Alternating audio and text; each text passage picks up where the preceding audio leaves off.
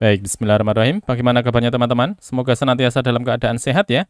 Di video kali ini kita akan membahas bagaimana cara kita bisa melaporkan data yang kita miliki dengan menggunakan PDF dan juga kita akan menggunakan framework code igniter kita. Selanjutnya mari kita buka untuk projectnya. Saya ketikkan di bagian command prompt ya, ataupun di bagian terminal di Visual Studio Code juga bisa. Langsung diarahkan ke lokasi project teman-teman. Kalau misalnya sudah diketikkan code kemudian diikuti dengan tanda titik, langsung di enter saja. Maka dia akan membuka untuk projectnya. Coba saya maximize dulu, kemudian saya buka untuk explorernya. Saya akan membuat sebuah controllers ya. Saya akan copy saja dari yang sudah ada dengan nama home.php ini. Saya klik kanan ya, copy, kemudian saya Ctrl V, kemudian saya rename dari yang sebelumnya home spasi copy, saya rename ya, saya berikan nama misalnya pelanggan ya. Saya enter. Kemudian ini saya ganti menjadi pelanggan. Ya, kemudian untuk view-nya kita akan membuat nanti untuk view-nya dengan nama pelanggan underscore view. Ya, saya akan masukkan juga di sana untuk datanya. Data ya. Saya buat berikutnya untuk view-nya ya. Saya menuju ke bagian directory views, kemudian saya akan membuat view kita di sana. Saya klik di bagian new file. Saya buat sebuah file baru dengan nama pelanggan underscore view.php. Langsung saya enter. Ya, saya Ctrl S. Baik, di sini ya, kita akan letakkan project kita di sini di bagian controllers dengan nama pelanggan, kemudian view-nya kita berikan nama pelanggan underscore view.php. Sekarang kita menuju ke bagian controls dulu teman-teman. Ya di sini ya. Kemudian di sini kita akan mencoba ya. Misalnya di sini kita akan keluarkan beberapa data dengan menggunakan Faker misalnya ya, menggunakan Faker. Ini akan membuat beberapa data dummy. Biasanya langsung di-include-kan ketika kita install untuk code igniter dengan menggunakan Composer ya. Kita panggil saja dengan Faker \factory ya, kemudian akses untuk fungsinya create. Kemudian kita tentukan untuk localization-nya, kita tentukan untuk negaranya adalah Indonesia, ID. Ya, seperti ini. Kemudian kita buat beberapa data, misalnya saya masukkan for dari I sama dengan 0 sampai dengan I kurang dari 100, kita akan buat 100 data. Kita increment. Kemudian selanjutnya saya akan masukkan data-data tersebut ke dalam array ya, pelanggan misalnya. Ya, kemudian masukkan juga ke dalam array. Data yang pertama kita isikan nama.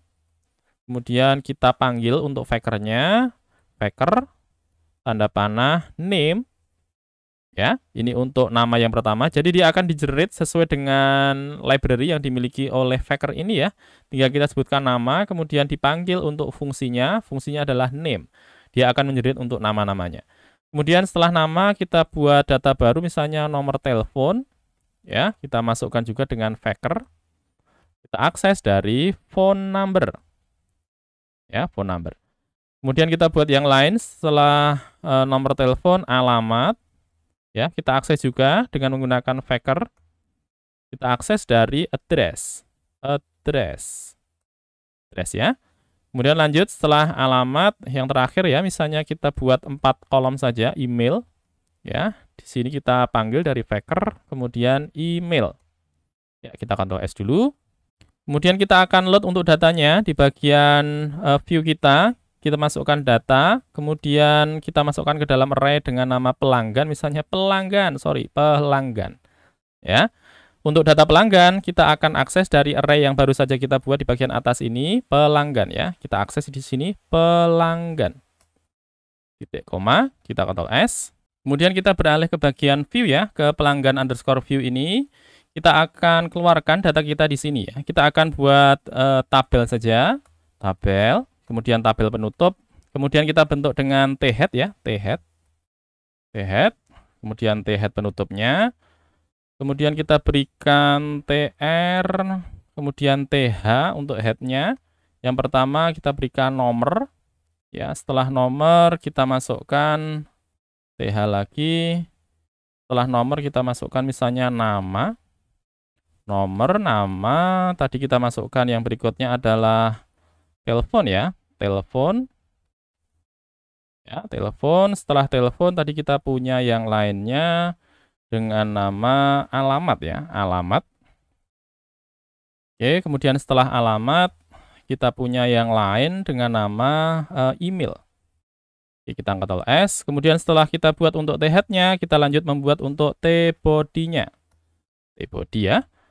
Nah, di bagian T-body ini kita akan load untuk data yang kita miliki. Ya, kita masukkan ke dalam PHP dulu. PHP. Kemudian kita gunakan for each ya. Kemudian di sini kita akses untuk variabel yang kita buat di bagian array tadi dengan nama pelanggan ya. Pelanggan. Kita akan aksesnya ini dari data tadi ya, data array dengan indeksnya adalah pelanggan. Kemudian masukkan as values. Ya, as values. Kemudian di sini kita load untuk data-datanya, kita keluarkan di bagian dalamnya sini. Yang pertama kita berikan tr, td, ya. Kemudian setelah ini kita berikan nomor misalnya, php echo nomor, ya. Misalnya di bagian atas kita berikan nomornya, kita berikan inisialisasinya 1, ya. Di bagian bawah kita incrementkan ya, nomor plus. Oke, setelah nomor kita masukkan yang berikutnya adalah nama ya, echo nama. Nama kita akses dari mana? Dari values, kemudian nama. Ya, ini kita copy saja di bagian TD ini. Kita Ctrl C, kemudian kita letakkan di bagian bawahnya. Setelah nama, yang berikutnya adalah nomor telepon, ya. Kemudian setelah nomor telepon, kita punya alamat. Setelah alamat, kita punya email ya, email. Kita Ctrl S. Sekarang coba kita akses di bagian browser kita. Kita menuju ke bagian kelas pelanggan ya, pelanggan ya. Kemudian kita enter. Kita coba lihat ya, dia sudah keluar di sini untuk nama ya, kemudian telepon, alamat dan juga email. Tapi ini belum penuh ya. Coba kita penuhkan untuk stylenya, kemudian kita berikan border ya di tiap-tiap kolomnya. Coba kita masuk ke bagian Visual Studio Code lagi. Ya, kemudian kita scroll ke bagian atas. Kita include-kan di bagian atas ya untuk stylenya, style ya, style. Ya, kemudian kita akan berikan style di bagian table, td, kemudian th. Kita berikan border misalnya, border 1 px solid ya. Kita berikan warnanya misalnya 333. Kita Ctrl S, kemudian setelah table kita berikan table juga. Tapi yang bagian table ini kita berikan width ya, biar dia memenuhi semua layar. Kita berikan 100%. Kemudian kita akan berikan border collapse ya. Kita masukkan collapse. Ya, kemudian kita berikan padding misalnya td th. Kita berikan padding dengan ukuran 2px misalnya. 2px ya. Kemudian kita berikan untuk th-nya ini biar warnanya berbeda. Kita berikan th background color, kita berikan warna misalnya CCC ya. Kita Ctrl S. Kemudian coba kita lihat lagi di bagian browser kita. Kita coba refresh. Ya, dia sudah memenuhi semua ruangannya. Ada 1 2 3 4 5 ya, ada 5 kolom. Kemudian di bagian atas sudah kita berikan style, juga sudah ada border ya di tiap TH maupun di tiap TD-nya. Nah, tapi di atas belum ada judulnya ya. Coba kita berikan judul di bagian atas, serta kita berikan tombol untuk print PDF ya misalnya. Kita menuju ke bagian Visual Studio Code lagi. Kita masukkan di bagian atasnya, kita berikan H1. Kemudian kita berikan nama data pelanggan misalnya. Ya. Kemudian kita berikan untuk buttonnya, button. Oh, input saja ya, input. Input, type ya. Type-nya adalah button. Kemudian kita berikan name-nya adalah print PDF. Kita Ctrl S dulu. Kemudian nanti misalnya diklik untuk bagian button, dia akan membuka untuk kontrol yang baru ya. Misalnya kita berikan untuk on click, kemudian window .open. Ya, kemudian kita akan buka tab baru. Kita tuliskan echo site URL.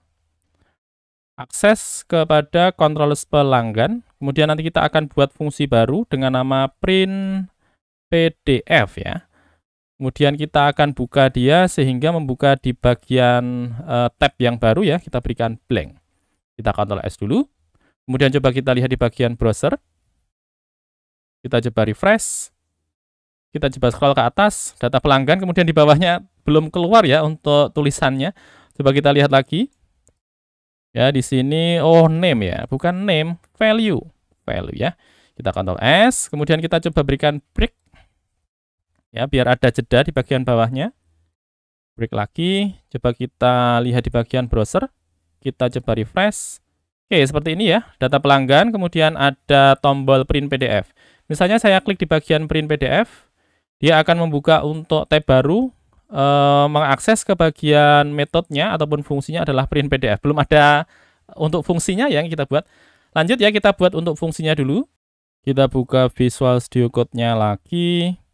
Kemudian kita menuju ke bagian controllers. Kita copy saja dari ini. Ya, dari index ini kita Ctrl C.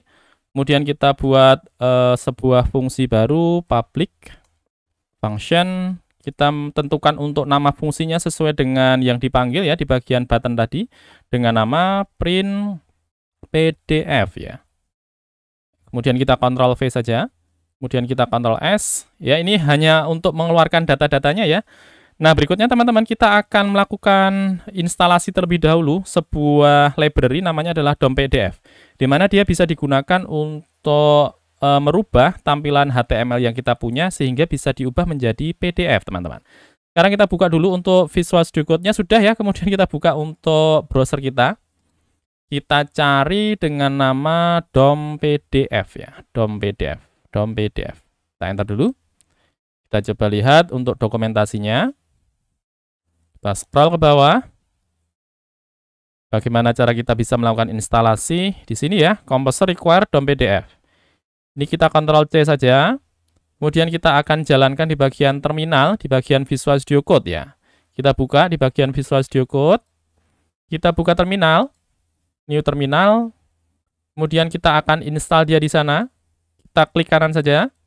Ya, menuliskan perintah Composer require DOM PDF, kemudian /DOM PDF. Kita enter dulu teman-teman. Ya, kita enter.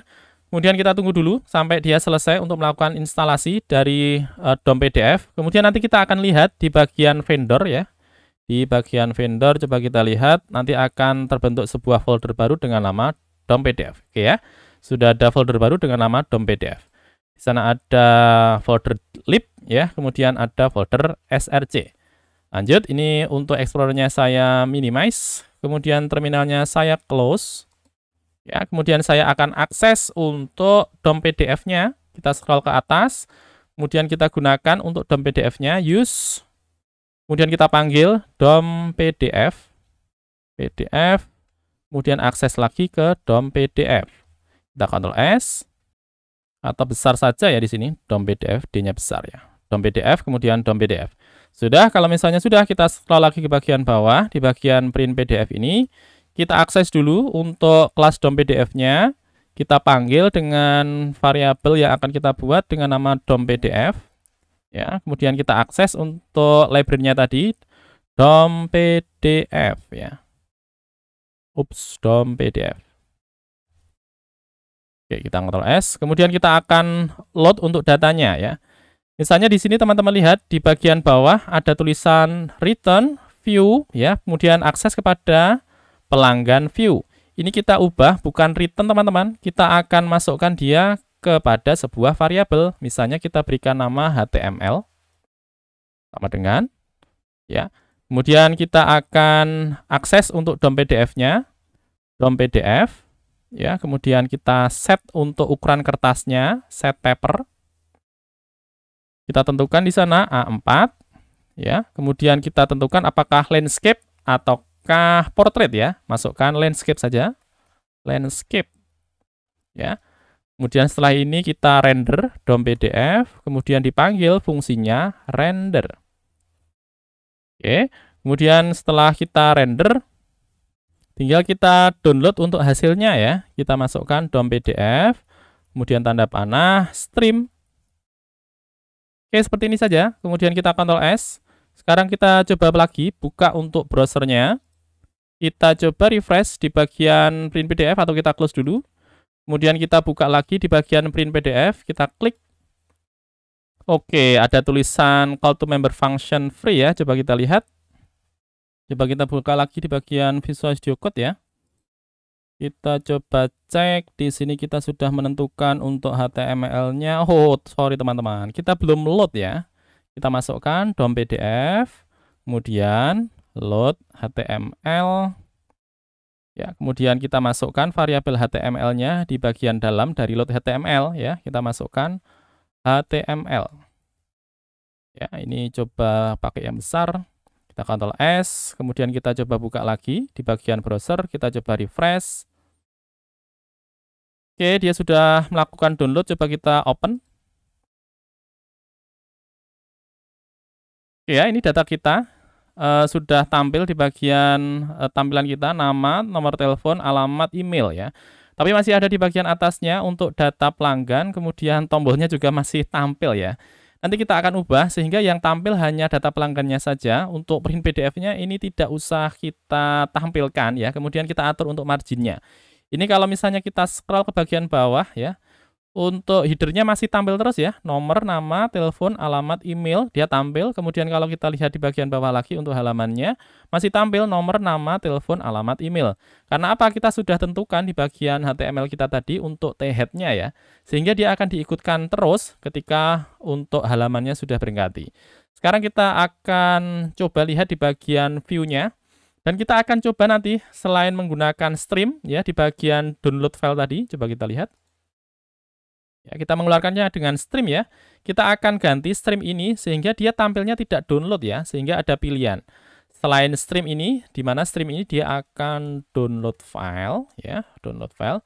Tapi kalau kita menggunakan yang setelahnya DOM PDF ya, kemudian kita stream juga, tapi di dalamnya kita masukkan opsi di mana kita masukkan di dalamnya data pelanggan .pdf. Ini akan digunakan untuk menampilkan nama filenya. Kemudian kita tentukan array. Setelahnya kita tentukan untuk attachment-nya. Attachment-nya kita tentukan false. Kita Ctrl S. Kemudian kita akan coba lihat di bagian pelanggan view. Kita coba lihat di bagian pelanggan view. Kemudian kita tentukan untuk marginnya. Untuk melakukan pengaturan margin ya, kita bisa masukkan sebuah properti di bagian CSS. Kita masukkan page ya, page seperti ini, tanda keong, kemudian page. Kemudian ditentukan berapa margin yang kita inginkan. Misalnya kita tentukan marginnya adalah 10 pixel saja. Ya, 10 pixel. Kemudian kita akan hilangkan untuk buttonnya ini. Ya. Buttonnya kita hilangkan, misalnya di sini kita buat untuk conditionalnya dulu. Kita tentukan misalnya PDF defaultnya adalah false ya. Sehingga tampilan defaultnya untuk pelanggan view ini akan digunakan untuk menampilkan dari data HTML ya, bukan PDF.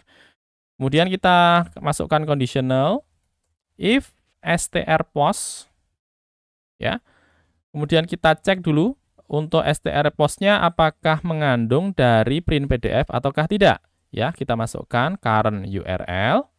Apakah di bagian current URL ada string dengan nama print PDF. Ya, ini adalah nama fungsi yang kita buat tadi di bagian pelanggan. Namanya adalah print PDF ya. Kita masukkan di bagian pelanggan view, kemudian pengecekan di bagian strPost print PDF.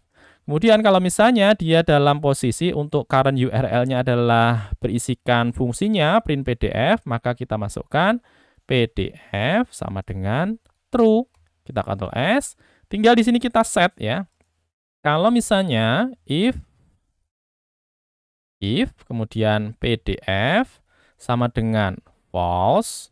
Oh, false atau true ya? Sebentar. False ya, betul. False. Kemudian kita keluarkan untuk buttonnya ya, kita Ctrl S dulu, kemudian coba kita lihat, kita close, kita coba refresh dulu, kemudian kita klik di bagian print PDF, kita tunggu dulu. Oke, sudah ada tulisan print PDF tapi masih terdownload ya, coba kita buka lagi. Oke, dia sudah mengatur untuk pelanggannya, dia tidak ada tombolnya, kemudian di bagian kiri serta di bagian kanan marginnya sudah kita sesuaikan. Tapi tadi masih bentuknya download ya, berarti ada yang salah ya. Coba kita lihat lagi ya di bagian script kita. Kemudian kita cek di bagian controllers kita. Oke, coba ini bagian atas streamnya saya komen. Saya Ctrl S. Kemudian saya buka lagi untuk bagian browsernya. Saya coba refresh dulu. Kemudian saya klik di bagian print PDF. Oke, seperti ini. Harusnya dia langsung tampil seperti ini ya. Dia akan tampil di bagian browsernya tanpa perlu untuk melakukan download dari script kita ya. Dia sudah tampil untuk data pelanggannya tanpa menggunakan tombol, kemudian marginnya sudah tampil juga. Terima kasih teman-teman sudah menyimak untuk video ini. Mohon maaf kalau misalnya ada salah-salah kata dan juga salah-salah sintak. Terima kasih. Wassalamualaikum warahmatullahi wabarakatuh.